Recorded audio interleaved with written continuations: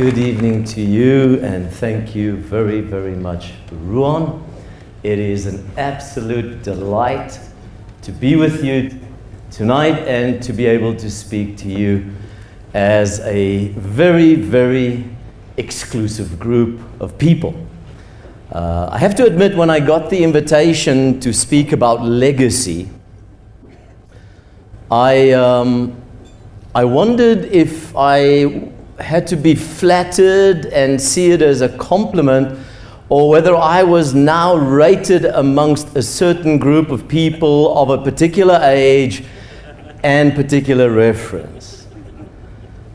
However, it is a privilege to speak to you about legacy.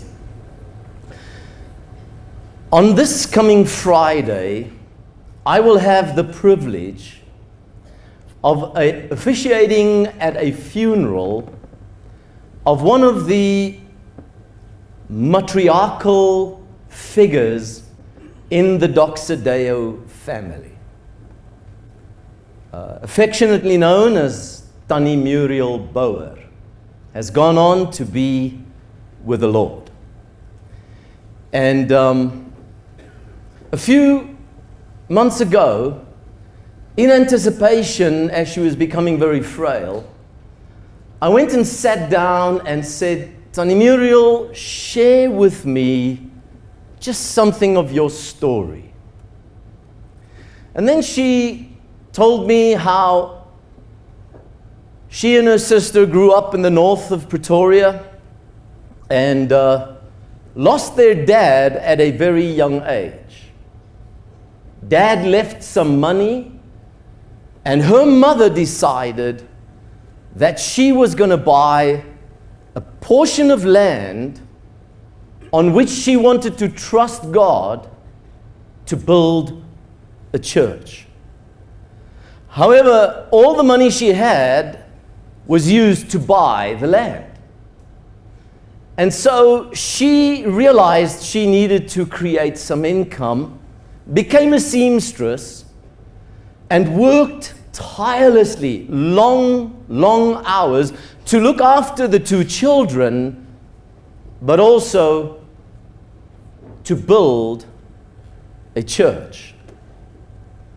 The wonderful thing about this story is that this Friday, I will be burying Tannie Muriel in the church that her mother had built. Legacy. But the story doesn't really end there. The story goes that her parents really were not Christ followers, and when her sister was very, very small, she became extremely ill. And the illness was really something that they feared would take her life. They were not Christ followers, so they did not go to church. But there was a gentleman who was working at the railways in the north of Pretoria, who was a Christ follower, and he had his lunch break. And while he was opening up his little lunch box, God speaks to him. His name is Hansi. And Hansi is a simple railway worker about to have his lunch, senses that God speaks to him so clearly and says, go to this address. The people there have children and one of them is sick to death, but you go and ask if you can pray for that child. Hansi simply believes, puts away his lunchbox and goes to this home, knocks on the door. The people there didn't really want to invite him in because he was from the group of people that somehow they had been warned about as being the apostoles. And they were weird.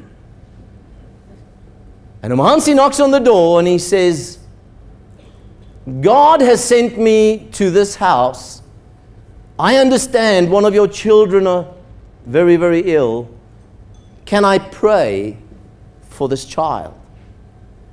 They were at the end of their rope and really just opened up the door to Hansi because they had no other options. And Hansi goes in, prays for this child, and radically is healed. This turns this whole family around, and they become Christ followers. And as the kids now grow up, it's then when they lose their dad. And mom decides, God has been so good to us as a family, I want to build this church. She builds the church. And in the process of that church being established, they establish a pastor to lead that church. That pastor has a son. That son becomes a pastor. And he becomes one of the young leaders who decide that together with another group, they're going to buy a building to reach out to students and the Afrikaans-speaking community in the Brooklyn area, and they negotiate with what was called the Hatfield Community Church with Ed Raybert that built that building and bought that building and established a church called Corpus Christi.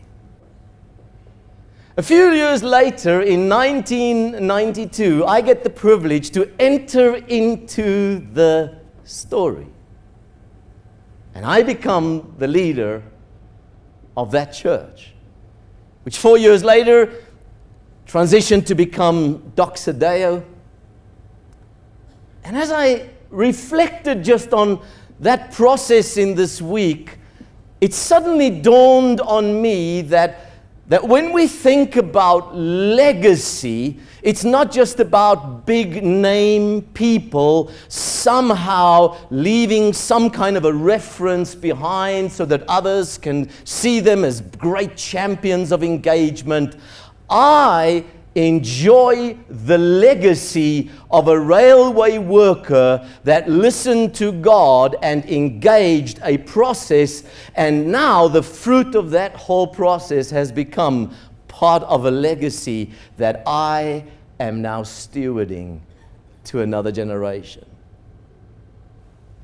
Just the last 2 days, I came from a retreat where the whole South Africa Doxa Deo leadership came together, and I was invited as a guest to that particular event, and it was wonderful for me to see how new leadership, as Jean Simons has taken that responsibility, is now leading this process, all built on the shoulders of Hansi. When we understand that reference, legacy for us becomes being faithful in what you know God is saying to you to do every day of your life. But legacy has something to do with you living beyond yourself. There is no greater model on the planet for us than Jesus Christ. And we heard Stephen French referencing that tonight. But it's amazing, if you study Jesus' life and how Jesus lived, you see that Jesus, from the very beginning, functioned with legacy in mind. I mean, if you think about the vision statement of Jesus. In John 10:10, it is recorded where Jesus makes this statement about his life mission statement here on earth. And he says, I have come that you might have life. Even in his vision statement, he's posturing to bless others. In his value statement, Jesus would talk about living this life of love, of laying your life down. And then in John 12, he would make this statement about unless the seed falls in the ground, it cannot bring forth the harvest. It cannot have a legacy unless you start living beyond yourself. And then when Jesus talks about legacy, just before he's about to leave this earth, in John 14, he says, if you believe in me, the things that I did, you will do, and greater things you will do. Jesus' whole way of living was within the framework of legacy. Always living beyond himself. Now, my journey in terms of understanding legacy more effectively started really when I engaged the Corpus Christi Church, and 2 years into that journey, God had been very good to us. Our church was growing and things were happening for us, and we realized that somehow we needed to find another model to be able to establish just the fact that we were growing as a church. And at that stage, we decided we were not going to buy another piece of land and build a big building. We wanted to consider another model, but there was nothing like that in South Africa. And so a few of our leaders got on a plane and we went over to the USA to go and study multi-site, multi-campus churches. I recall how we started in LA with Jack Hayford. He had an interesting model. They had 4 churches in the same street that they had bought up. And he was experiencing with technology at that stage, but it wasn't quite the Wi-Fi based technology. They had to lay a cable all the way from the one church all the way to the other churches. And what would happen is nobody knew where he would be live. And so he would start out, greet the people, and then he would disappear, and they'd take him to the other campus, and then he would lead the prayer time, and then he'd get in the car and go to the other campus, and then preach the sermon, and kind of greet the people at the last campus. And that's kind of how he put it together. And then we went to Atlanta, and there was an interesting model. It was Mount Paran Church with Paul Walker, and he had a fascinating model. He had 2 campuses about 30 kilometers away from each other. And what he would do is he would minister at all these campuses. And the way that it happened is they would start church here, and he would preach, and then there would be a chopper that waits for him, and he would jump in the chopper and fly over to the other campus while they were singing, and he would get there just in time as they ended the worship, and he would preach there, and when he was finished, he'd jump into the chopper and they'd be singing on the other side, and he'd fly over to that campus, and then they'd be singing on the other side, and he'd fly back again. I really liked that model.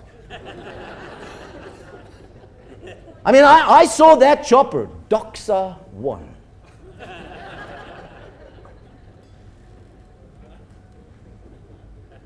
It was in that time, in 1994, that I deeply experienced God challenge me as an individual. And when I share this with you, it's not posturing ourselves against other models. I'm just telling you something of my own journey in understanding legacy. At that stage, I recognized that God was challenging me as a leader and saying, don't build this ministry around yourself. As a matter of fact, I sensed God say to me, if you do that, you will be blessed, and you will have a wonderful ministry, and it will be a big ministry in the city, but you will serve one generation.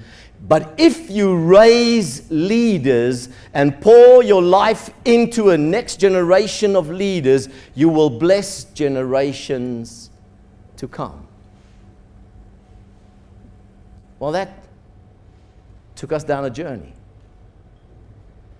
We had to start asking the question, what does that mean, and how could we effectively think legacy? How could we think in terms of our lives being an instrument of grace to bless others who could become instruments of grace to bless others?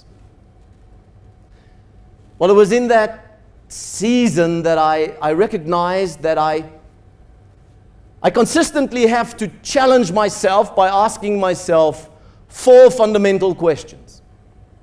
And as the years have gone, I've always used these 4 questions to align myself, to bring myself into this intentionality of making sure that I would transfer to a next generation. And so I share these 4 questions with you, and hopefully they will be helpful. Each one of these concepts, of course, the people that know me, starts with the letter M. The first one is this question: who is your master? Now, I know it sounds like a very simple question, and as Christ followers, we are quick to answer that. Of course, Jesus Christ is our master. The fact is, I've learned through the years that if we have a master, the master wants to speak. And Christ, as our master, wants to speak into our lives so that our lives can be aligned to His purpose and His plan as we navigate life. And I've also learned that after the master has spoken, many times there are many other voices that want to speak louder than the voice of the master. And the challenge for us as Christ followers, whether we are in business, whether we have corporate responsibilities, whether we are in the service industry, whether we are church leaders, the challenge for us is to consistently make sure that we listen to the voice of the master and that every other voice is subject to that voice. Now, there are various voices, and I know which are the voices that really try to get my attention. But it's amazing, Jesus, when He spoke to people, he made a distinction when He spoke about master in your life. And the one thing that Jesus kind of highlighted, He said, no man can serve 2 masters. He says, because he will be loyal to the one and disloyal to the other. And then He makes the statement, you cannot serve God and money. What I found through the years is money has a voice. Money has such a strong voice. And really, in essence, if we want to live in legacy mode, this is one of the key voices that we will have to deal with in our lives. Let me tell you something of my story. In that time when we were thinking of going to 2 campuses, we wanted to branch out from Brooklyn to the east of Pretoria, and we had everything set for a 2nd campus. We were very excited about this launch of a 2nd campus. It was new, it was fresh, but it was exciting, and so we are trusting God for this to happen. The only problem was we needed money. And I remember how the clock was ticking in terms of the time frame that we had set out, and we communicated this to our people, but we didn't have the money. And at that stage, I needed 200,000 rand. Now, I know that doesn't sound like a lot of money today, but in those days, where we were as a church, 200,000 was a lot of money. It's probably equivalent to 800 or $1 million today. And so I recall how one morning, I walked into my office there in Brooklyn, and I sat down and I started praying, and I said, Lord, you've got to come through for us. We need the money. This was about 9 o'clock in the morning. About 12 o'clock that day, somebody phones me, member of the church, and he says, Alan, I don't know if you're at the church. I'd like to swing by. God has spoken to me to give you money. Do you have time? I mean, do you have time? You can't believe how much time I just have now suddenly to my disposal. And so the guy comes, talks to me about this big project that he had just landed, and said, hey, Alan, you know what? I really believe in this ministry. God's speaking to me. I got to invest in this ministry, and I want to bless this ministry. Took out his checkbook. Those days we still did checks, and he starts writing out the check. And now I'm trying to see what is he writing on this check. And I recall how he tore the check out and folded it up, and I couldn't wait for him to leave. But as he left, he shook my hand. And he said to me, and Alan, I just want you to know there's lots more, because some of my projects are coming off now, much more where this comes from. So as he leaves, I open up the check, and it's 200,000 rand. I can't believe it. At that stage, it was the most money I'd ever had in my hands. I'm crying. I'm like, Lord, this is just amazing. And I'm saying, Lord, this is fantastic. And I kind of feel I've got this thing kind of nailed now. I got it figured out. You know, if you need money, you pray at 9 o'clock, and then 12 o'clock the check comes. I can do this. Well, anyway, I shared with the church. They were all happy. There weren't many people at that stage that could write that kind of check. So most people kind of knew who the family was that gave the check, but everybody was happy. And so in that week, this man that gave us the money gives me a call and says, Alan, I'd like to catch up over lunch. You available? I said, man, of course I'm available. You got to understand, this is my 200,000 rand man.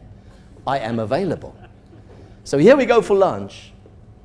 And as we were having lunch, we're talking about, engaging the future of the campus and what's going to happen.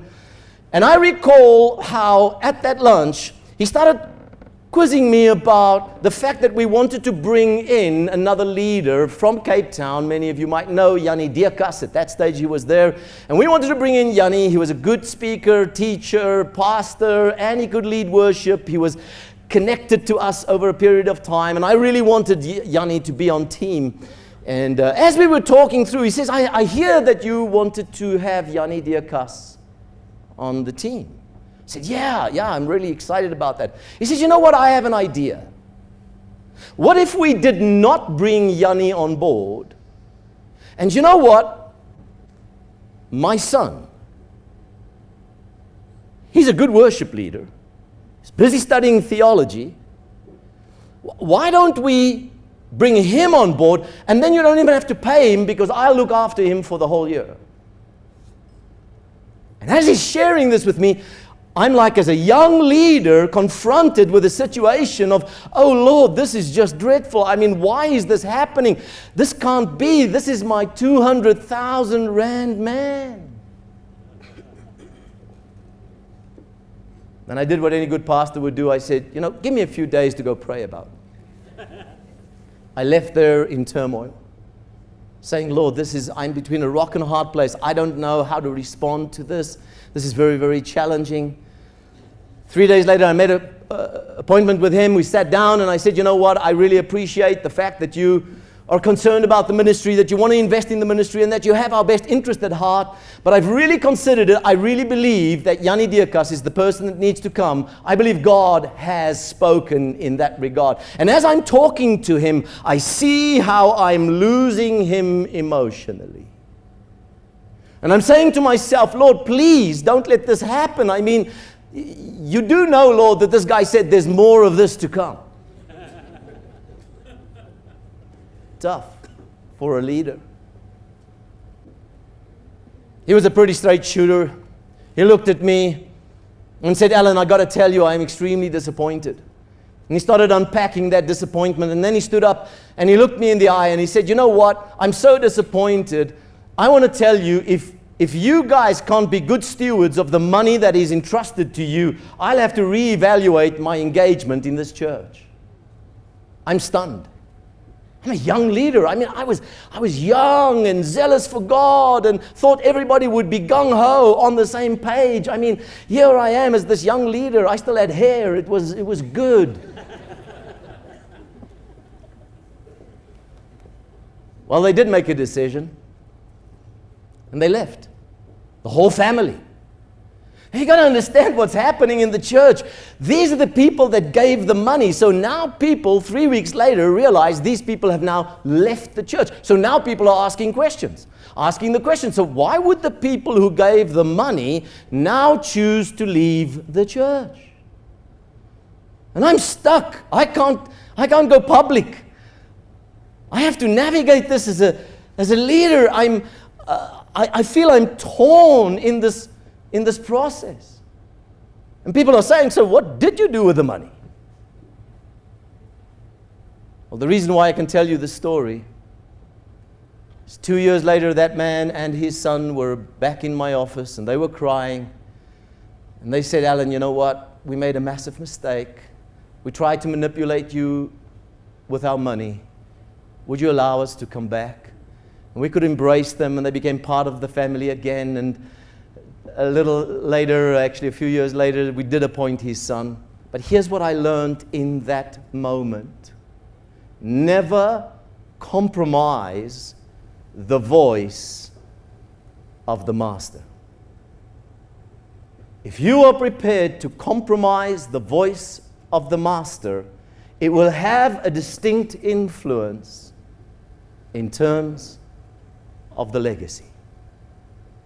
And so often I ask myself this question, Alan, who is your master? The second question that I ask myself on a consistent basis is, who or what is your mission? What is your mission? What do you feel has God spoken over your life for the next season in terms of calling and purpose and engagement? You see, vision is a picture of a preferred future. And vision stirs passion. Helen Keller, many of you know her story. She was someone with so many disabilities. She was also blind. And somebody asked her one day, Helen, what can be worse than being born blind? And Helen answered and said, there's one thing I think worse than being born blind. It's being born with the ability to see and living without vision. What is this vision? Is it some vision statement that you've penned down? No, it's the picture in your mind concerning the future. And that's why it's so important to hear the voice of the master, because when you hear the voice of the master, it changes the picture in your mind regarding the future. That's why the Bible says in Romans 4 verse 18, Abraham against hope, on hope believed. What's hope? The picture you have in your mind regarding the future.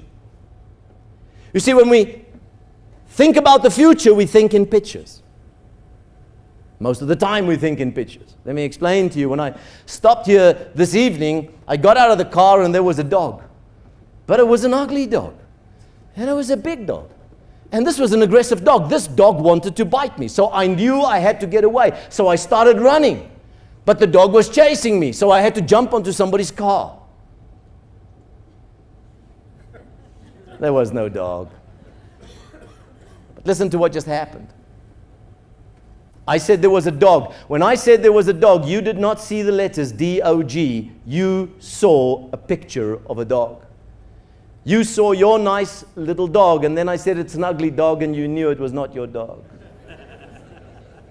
And then I said it's a big dog, and you saw that dog grow. And then I said this dog was aggressive. It wanted to bite me. And when I said I was running away, you saw me running with a dog behind me. Why? Because listen, as I was giving you information, I was affecting the pictures of your mind. And here's the principle. If you have the wrong source of information, you will have the wrong pictures in your mind. But if you have the right source of information, you will have the right pictures in your mind, and you will have the right pictures for the future. What is your mission? Because in essence, what we're just saying is do you hear the voice of the master? And does that create the expectation and the engagement and the functioning of your life? And then, God surrounds you with people. People that you can now invest your life in. And this is the third question you need to ask. And sorry for the ladies, I had to make the M's work. But it's, who are your men, including the women? Who are the people that God has given to you in your life? I've discovered in my life there are 5 kinds of people. And I submit to you that there might be similar people in your life. Let me quickly run through who these 5 kinds of people are. The first group of people in my life is what I would refer to as very resourceful people. These are people that ignite my passion for life. These are fathers. These are people that have gone further than I have. These are people that every time I spend time with them, I feel inspired, I feel challenged, I feel stretched. I know that they are investing in my life, and I put a demand on their lives because I want to extract from their lives so that I can grow and develop and become what God has called me to be. And so you need fathers in your life, and they might be real, tangible people, or they might just be people whose material and whose ministry or whose communication affects your life. They're fathers. You need resourceful people in your life. And that's why we're so encouraged that you have completed Life Work Leadership and now becoming an agent of invitation to others to do this.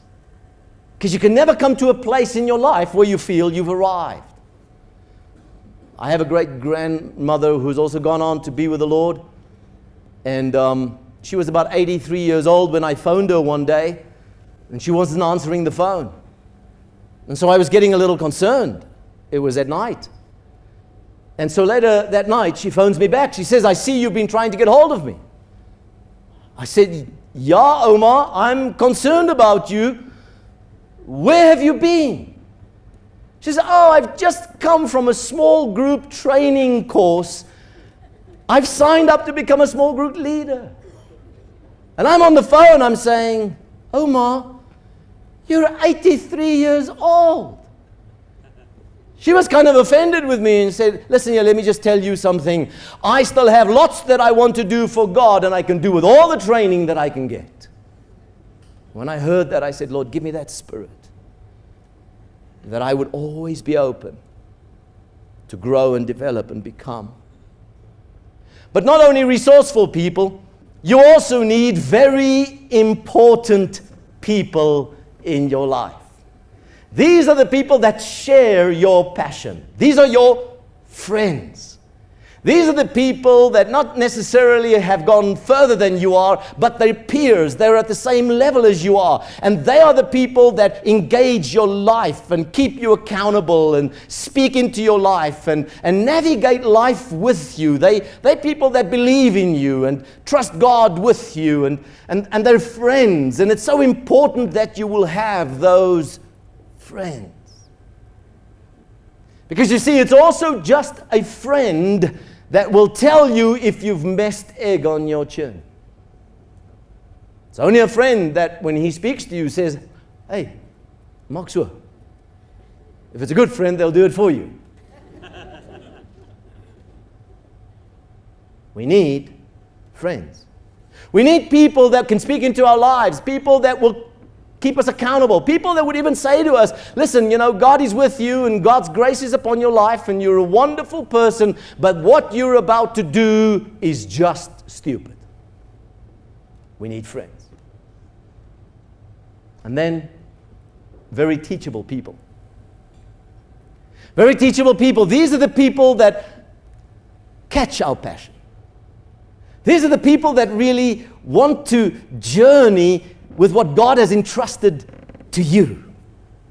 These are people that put a demand on your life. They ask you the questions. They're interested to hear your opinion, and you're speaking into their life. These are the people that in essence you see as part and parcel of the legacy that God has entrusted to you. And then I have in my life another group of people. These are very nice people. They're nice people. They enjoy our passion. These are the folks. You know, these are nice people. They're very nice people. I, as a pastor, enjoy the privilege of knowing so many nice people.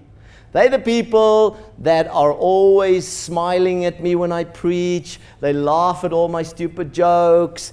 They encourage me. They're just wonderful. They brag about me. They're nice people.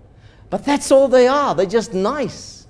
They're the people that after I've spoken would say to me at the door, "Oh, Alan, that was just beautiful." And then sometimes I would ask the question, "What exactly touched you?" And they would look at me and say, "Everything."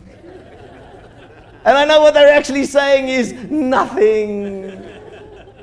They loved it. It was wonderful. But you see, they don't see me as a change agent in their lives. They don't see me as somebody that catalyzes change and engagement in their life. They are just nice people. And then, of course, very draining people. These people suck the life out of you. They sap your passion. It's just as if they feel they are called to drain your life. Just to make the F's work. Vaarbonde. Vaders, vriende, volgelinge, volk en vaarbonde. Now here's what I want to share with you today, and this could be a game changer in your life because it has been in mine. If you were to draw a line between number 3 and number 4, I suggest to you that the time you give in your life to the people below the line is time you spend. Now, to spend something can be nice. You can enjoy it. It can be a great experience. But most of the time, if you spend something, it is gone. But the reality is, above the line, you invest. Now, investment is not always easy, but investment always has the promise of a return. And here's the amazing thing when I look at Jesus' life, and we heard Stephen say that today. Jesus ministered to the masses. He was there for all the people in terms of ministry. But when Jesus became intentional, he invested his life in a few. And that's the challenge. Is who are the people God has put around you that you are investing your life in, that you are transferring what God has entrusted to you, and that you are stewarding as a gift and as a blessing in your own life, so that that could be part of the legacy process of your own engagement. Who's your master? What's your mission? Who are your men? And let me end. What is your message? What is your message? Every one of us has a voice. And as a Christ follower, we come under this conviction that we are now part of the global voice that God positions to influence and affect our world. We're called, as Jean shared with us, to be this faithful and fruitful presence in terms of the Nehemiah or the Micah mandate, in terms of being humble before God, loving the compassion to reach out to people, and establishing justice. Knowing God, loving people, impacting your world. Because you are now a custodian of the good news. Good news. That's what gospel means. Good news. And folks, we are the purveyors of good news. But good news is only good news if it is good news. And here's the other principle. Good news is only good news if you are included. I have a friend, he has a farm out here, and recently he phoned me. He said, "Alan, I have good news." I said, "Share with me." So I'm on the phone. He says, "They found platinum on my farm." So I'm on the phone, I'm saying, "Well, that's good news for you. Unless, of course, you were thinking of including me in this reference. Then it becomes good news for me. Otherwise, it's just news." Here's the challenge. We have a voice to go to a broken, confused,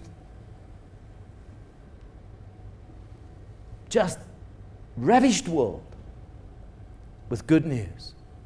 We are the purveyors of the good news, where we can engage and tell every person, you are included in this reference.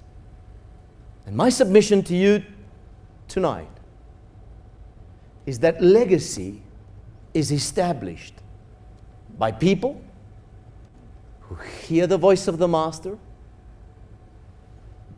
get clarity in their mission, understand who the people are that God has given them, and find their voice. May God give grace to every one of you as you navigate your journey to leave a legacy. God bless you. I thank you.